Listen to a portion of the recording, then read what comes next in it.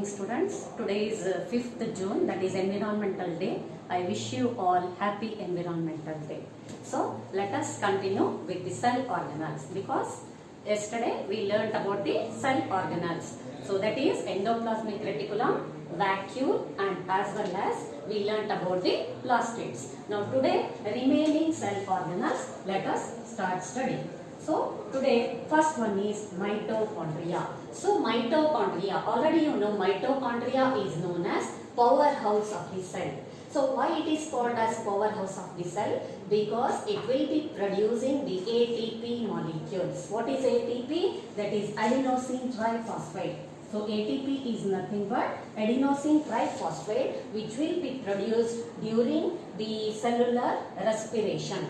So the ATP, it will be utilized for all the cellular function. That's why mitochondria is known as powerhouse. So the ATP which is utilized for all the cellular activities. So that's why it is known as powerhouse of the cell. And another name for this mitochondria is energy currency. So energy currency means the energy which is produced during the oxidation of these food material, and it will be stored in the form of ATP. So let us know the structure. So only the mitochondria will be having the double membraned organ or the organelle. So it is known as double membrane organelle, and it consists of, let us know the rough structure. So the rough structure, the outermost covering is very soft, and you can see the inner side, it is folded one. So it is soft one and it is folded. So in this way we can see the structure of mitochondria, and it is the important cell organelle in the cell. Okay. So next let us move to the next one, that is known as Golgi apparatus. So what is Golgi apparatus? So Golgi apparatus or Golgi complex, same, and it will be helping in packaging. So what is its function? It helps in packaging and transport of the material, and as well as it helps in the synthesis of the some material. So in this way it helps in packaging, transport of the material. So it was first shown by Camillo Golgi, the scientist which was shown by Camillo Golgi. That's why the name Golgi complex. And what is the function of this means? It helps in packaging and transport, and as well as modification. So these are the main function of the Golgi apparatus or the Golgi complex. So this is also helpful in sending all the biochemicals which are produced during the cellular respiration. Next, let us know about the lysosome. So the lysosome is also known as suicidal bag. So it is known as suicidal bag. Why it is called as suicidal bag? And another name for that is digestive bag. Why it is called as suicidal bag means sometimes whenever the membrane, the cell membrane ruptures, that time the lysosome, it will be engulfing itself. That's why it is known as suicidal bag. And why it is called as digestive bag means it consists of 40 types of digestive enzymes in it. How many enzymes? The 40 types of enzymes will be present, which help in digesting the waste material. So what are the main function of this lysosome means? It will clean the waste material which are produced in the cell, and it also help in the digestion of the waste material. That's why it is known as digestive bag, because it consists of digestive enzymes in it.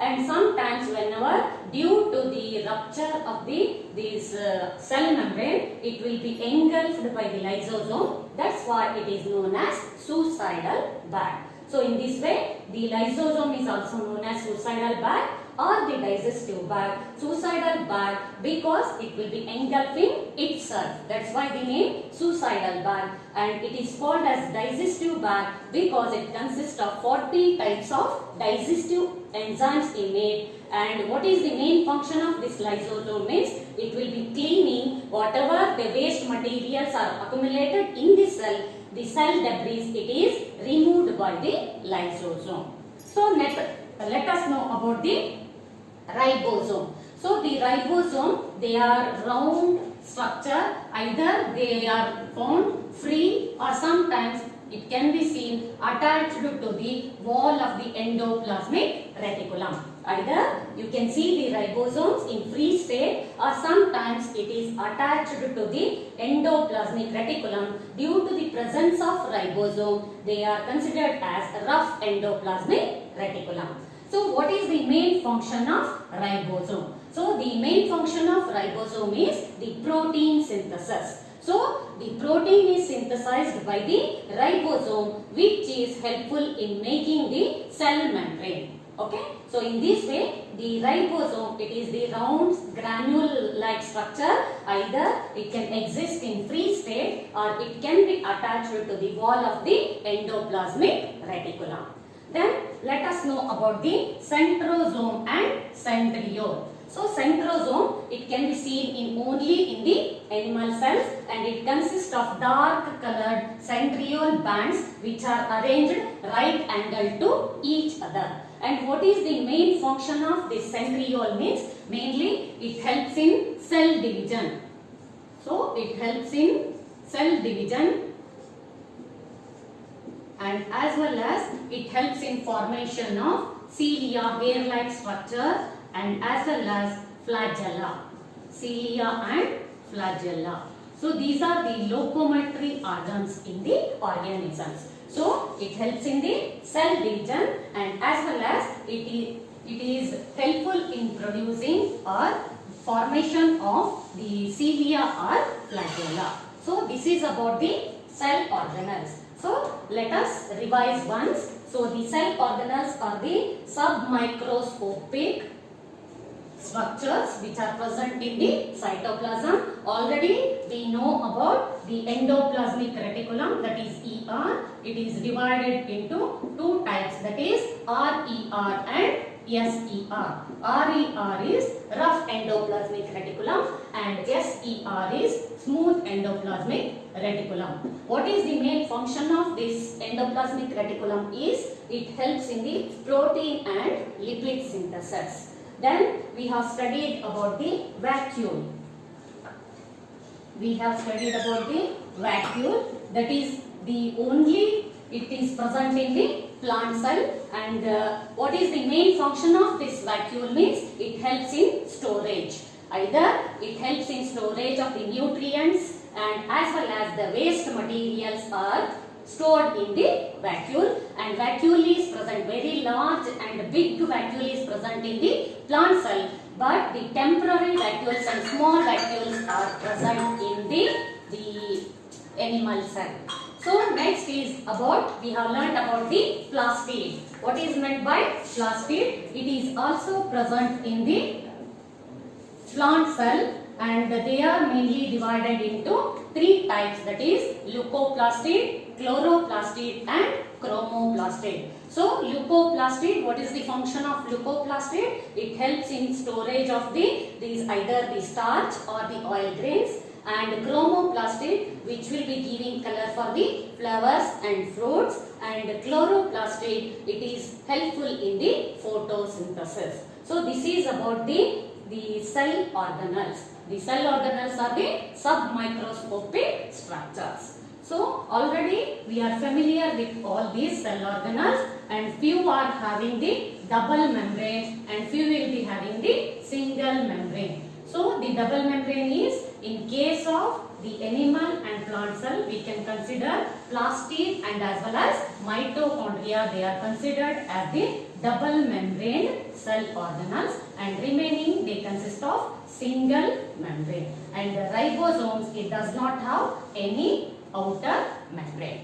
So now let us move to the differences between plant cell and animal cell. Now we learnt about what is cell and what are the components of the cell. So let us know the differences between the plant cell and animal cell.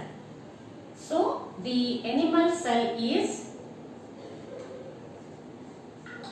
the plant cell and animal cell. Animal cell is very small as compared to the plant cell. So it is small in size and plant cell is larger in size. So this is the first difference. So animal cell is small as compared to the plant cell. Then the outermost covering in animal cell is plasma membrane. Either it can be called as plasma membrane or the cell membrane. So outermost covering is plasma membrane in case of animal cell, and in case of plant cell it is cell wall. So cell wall is the outermost covering in case of plant cell. Then the plastids are present in case of animal cell. So already you know the plastids are nothing but they are the colored pigments, and plastid is absent in case of animal cell. Then the fourth one is, you can see, very big and permanent vacuole. So in case of any plant cell you can see very big and permanent vacuole will be present, but in case of animal cell very small and temporary vacuole will be present. So these are the some of the differences you can see between the animal cell and plant cell. So we have learnt about what is cell and what are the cell organelles, and we have learnt about the differences between the animal cell and plant cell. So animal cell, it is very small as compared to the plant cell, and in case of animal cell the plasma membrane is the outermost covering, and in case of plant cell it is cell wall is the outermost covering, and in animal cell plastids are absent. So you can see the plastid only in case of the plant cell, that is plastids present in case of the plant cell and they are absent in case of animal cell, and you can see the vacuoles are very small in case of the animal cell and vacuoles are very big. Big vacuoles can be seen. So these are the some of the differences between animal cell and plant cell. So now let us move to the transport of materials in and out of the cell. How they will be moving in and out of the cell. Okay. So how these materials will be moving inside.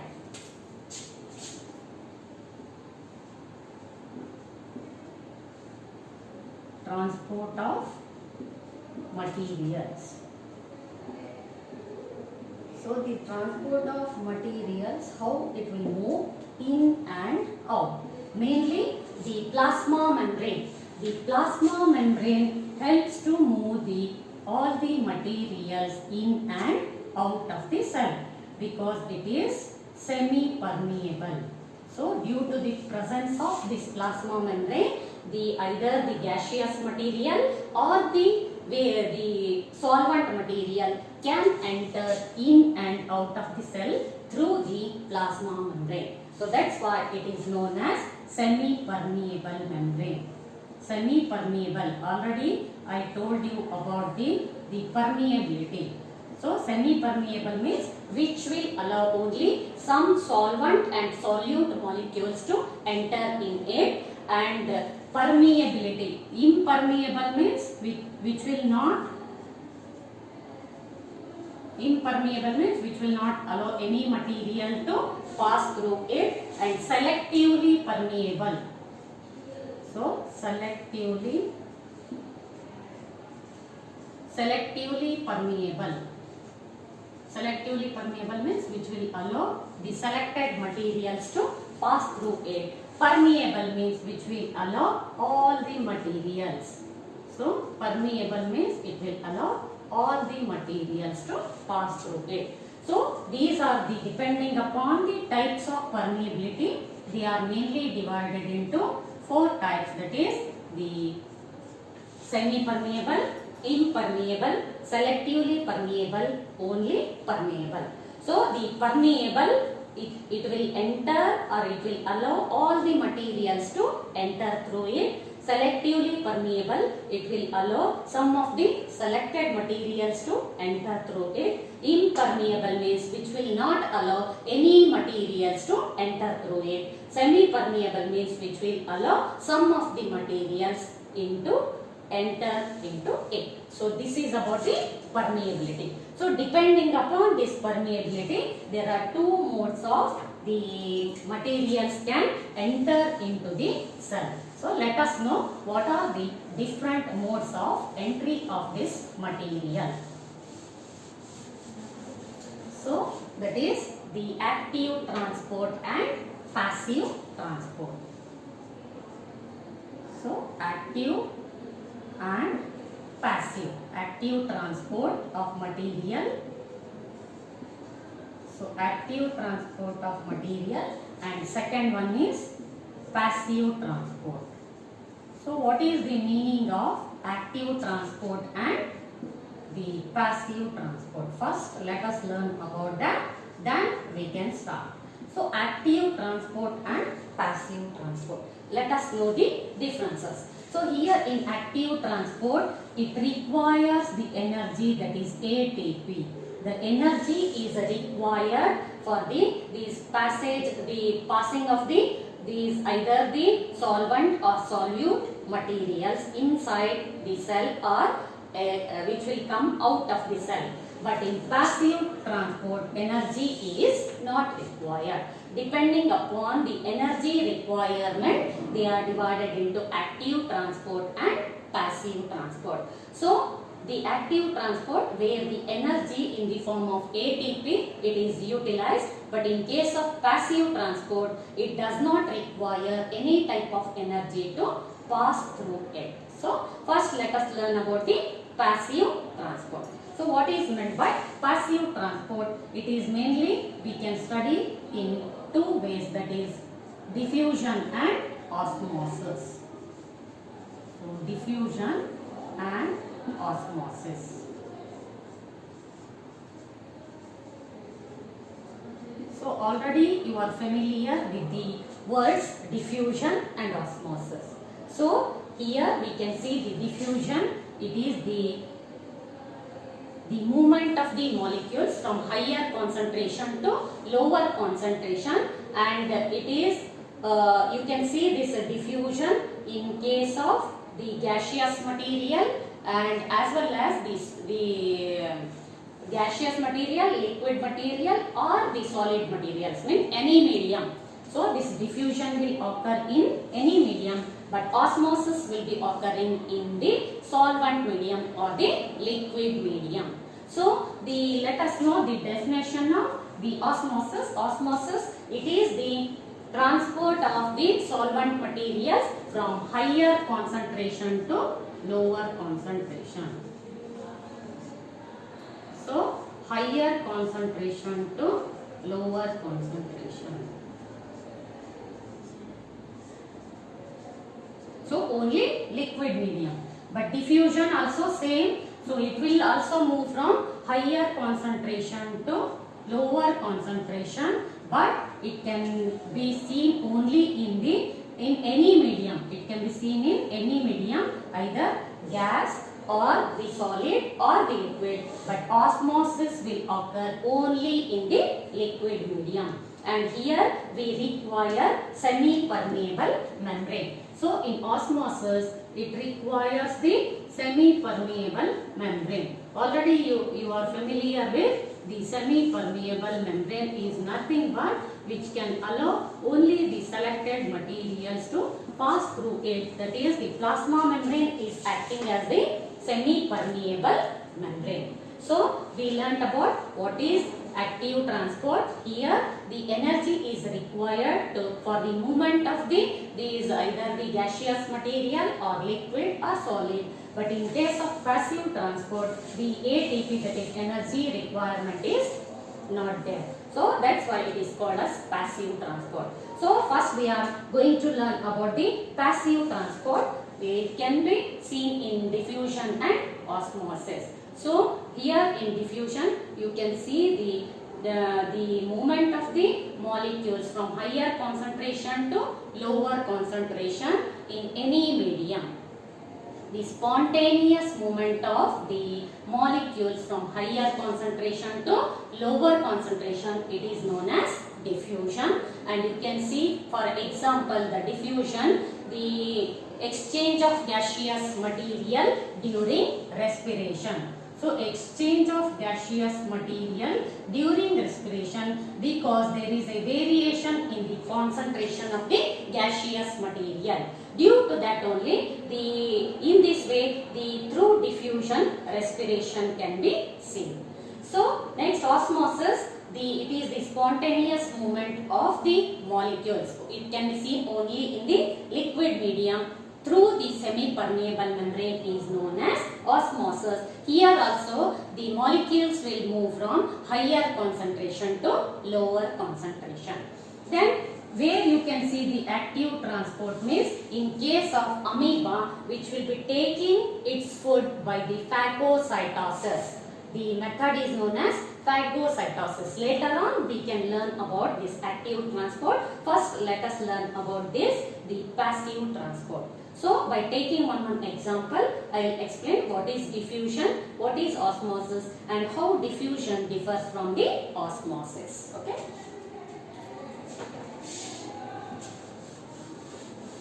The osmosis and diffusion are the two important processes, and it requires semi-permeable in case of the osmosis, but the semi-permeable membrane is not required in case of the diffusion.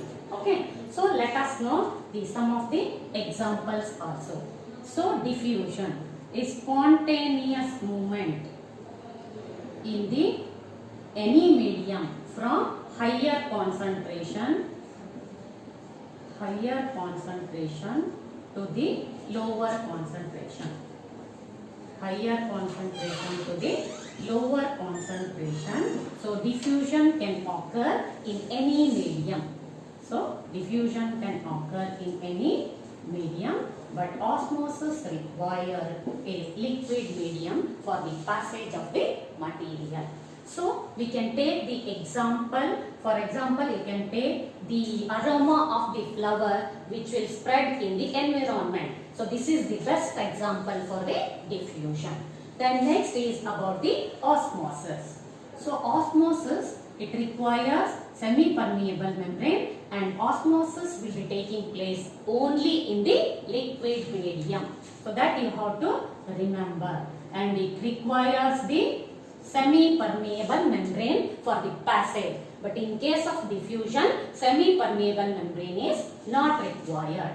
So here the semi-permeable membrane, that is nothing but the plasma membrane. Plasma membrane is acting as the semi-permeable membrane. So which will allow only the selected solute or solvent materials to pass through it. So, and osmosis will be taking place only in the liquid medium. So osmosis, let us learn about the definition of the osmosis.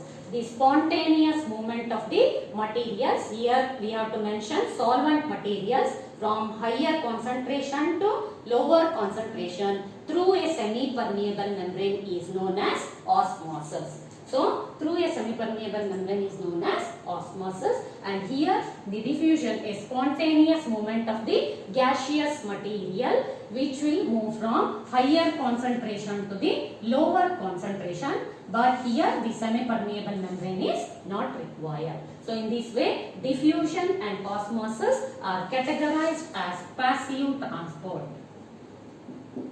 So passive transport, already I told you, here the ATP, the energy is not required for the movement of these materials to pass through it. And the example for osmosis, the roots which will be absorbing the water from the soil, it is the best example for osmosis. So this is about osmosis and diffusion. So let us learn the differences between the osmosis and diffusion. So what are the differences between osmosis and diffusion? So the diffusion will be taking place in any medium, but the osmosis will be taking place only in the liquid medium. And in case of diffusion, it does not require semi-permeable membrane, but in case of the osmosis, it requires a semi-permeable membrane. So these are the some of the differences between the diffusion and osmosis. So let us know one by one.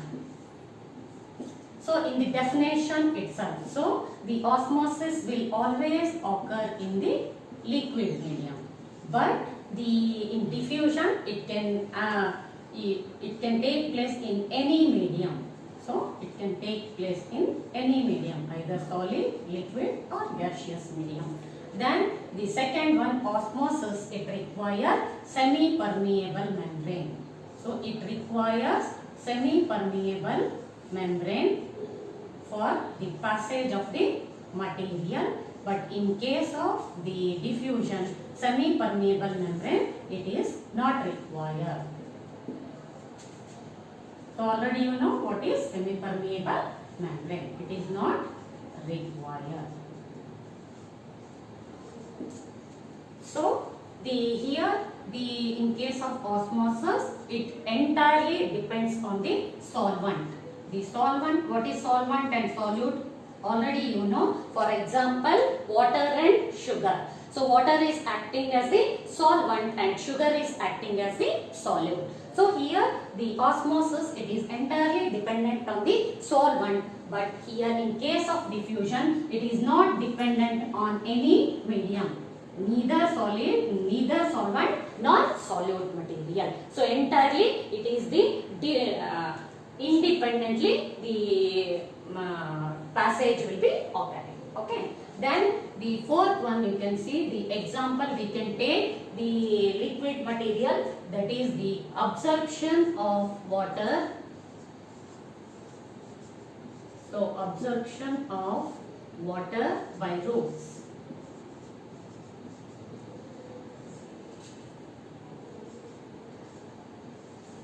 In the plants you can see the absorption of water by roots, and you can see the diffusion, that is the aroma of the flower.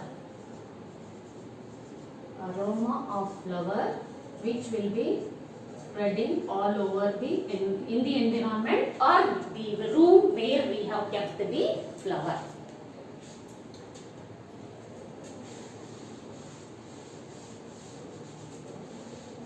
Okay. So fourth one is the example for osmosis, that is the absorption of water by the soil by these roots. And here in diffusion example, the aroma which will spread in the aroma of the flower which will spread in the room. So these are the some of the example for the osmosis and diffusion.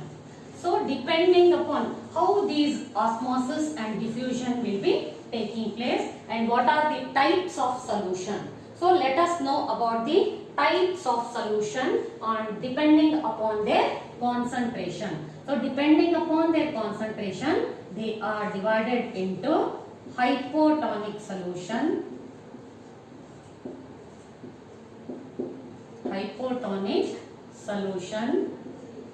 second one is isotonic solution,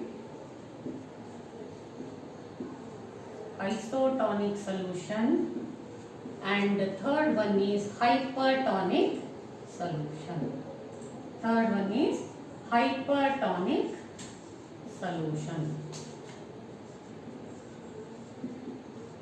So depending upon their concentration. So let us know one by one. Hypotonic. So the word hypo means which will be having less concentration. So I will be giving you one example so that you can understand it very easily. Then what is iso? Iso means it will be having equal concentration. When we are comparing between the medium and the cell. For example, if we have taken any cell and we have kept in a medium. So when we are comparing the cell and the medium, that time is the hypotonic means the cell will be having the lower concentration and the medium will be having the higher concentration. When we are comparing between the cell and the outer medium, that time we can call that as hypotonic solution. The solution is considered as the hypotonic solution. So similarly, isotonic. So when we are comparing, if we kept any cell in any medium, that time it will be having, both will be having equal concentration. So the moment it will go inside, how much it will go inside, that much it will come out. But in case here it will be having lower and it will be having higher. That's why the net movement will be, it will enter inside the cell. Due to the entry of the solvent material, the cell will swell up. The cell will swell. So that is known as endoosmosis. Okay. Then when we are comparing between the medium and the cell, both will be having the same concentration. That time how much solvent will be entering inside, that much it will come out. So there is no net movement. That's why it is known as isotonic, and there is no either the shrinking of the cell or the swelling of the cell. Then next is the hypertonic. So here we can see, whenever if we keep any cell in a medium, here you can see the cell will be having higher concentration and the medium will be having the lower concentration. What will happen that time? The water will come out. Due to this, the cell will shrink. So that's why this process is known as exoosmosis. So you have to remember, endo means it will enter inside, exo means it will come out. So we have learnt about, depending upon the concentration variation, they are divided into hypotonic solution, isotonic solution and hypertonic solution. So whenever we are comparing between the medium and the cell, that time if the medium is having higher concentration than the cell, that time the net entry of the solvent goes inside, that time the cell will swell and it is known as endoosmosis. The process is known as endoosmosis. Endo means which will enter inside the cell, and due to the more entry it will swell up. So that's why it is known as endoosmosis. Then the next one is the how much we are taking the medium and as well as the cell will be having equal concentration. That time the solvent will go inside, how much it will go, that much it will come out. Due to this, both will be having the equal concentration. So either the cell will not shrink or it will not swell up. That's why you can see in case of isotonic solution, the concentration will remain equal. Then coming to the hypertonic solution, whenever we are keeping any cell inside which will be having the higher concentration as compared to the medium, that time the solvent material will come out and due to this the cell will shrink, and this process is known as exoosmosis. So this process is known as exoosmosis. So we have learnt about what are the types of solution, what is endoosmosis and what is exoosmosis. So let us move to the next part, that is about active transport. We can see the nutrition in amoeba. The process is known as phagocytosis. What is meant by phagocytosis?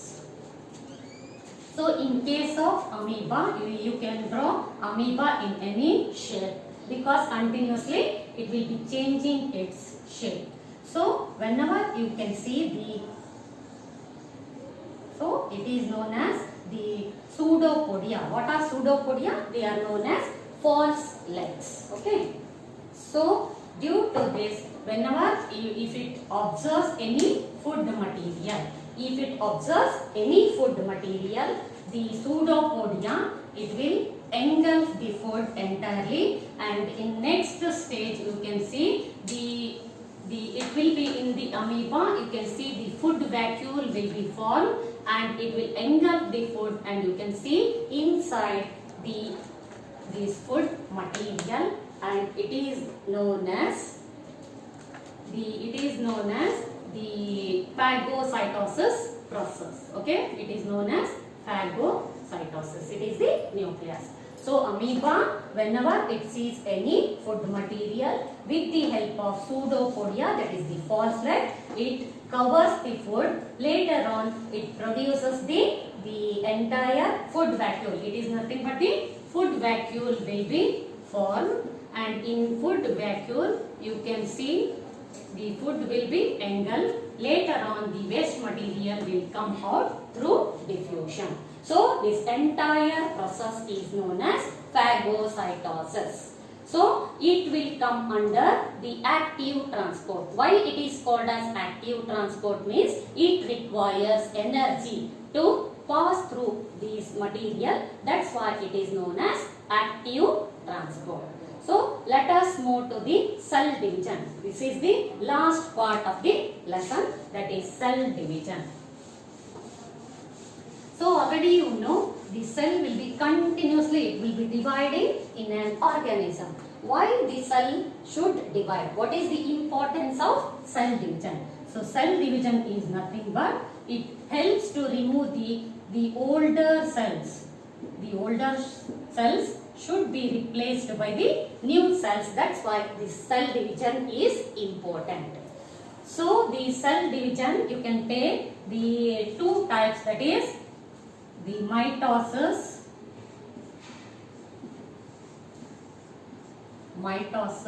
and meiosis.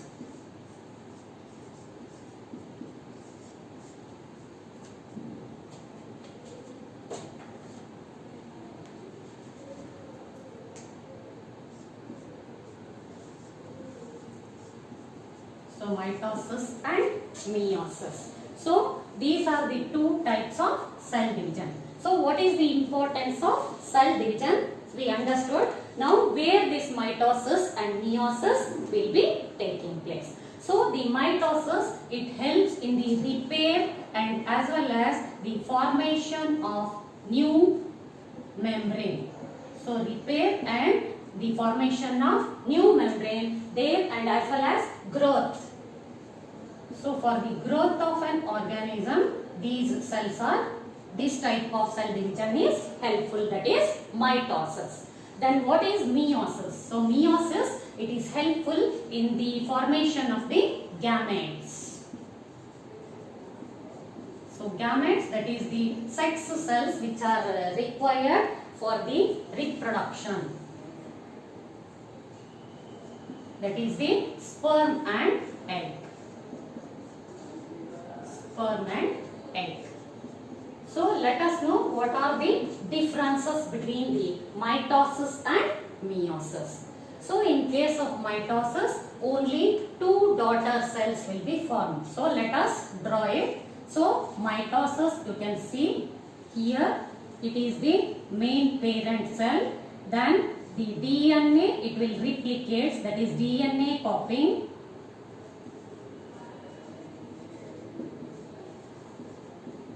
DNA replication. Then it will be producing the mainly two type of daughter cells.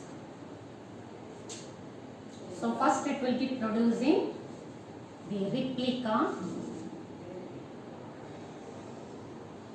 Then it will form two identical daughter cells. So you can see two identical daughter cells. So it is the parent. Then the DNA copying or DNA replication will be taking place, and you can see first only the single cell, then you can see the two daughter cells will be formed, and they are identical because you can see the number of chromosomes. So in human beings, the number of chromosomes will be the 23 pairs. Then in meiosis, you can see the 4 daughter cells will be produced. So this is about the lesson, that is the fundamental unit of life. So hope you understood the lesson, and let us continue in the next lesson, that is the tissues. Thank you.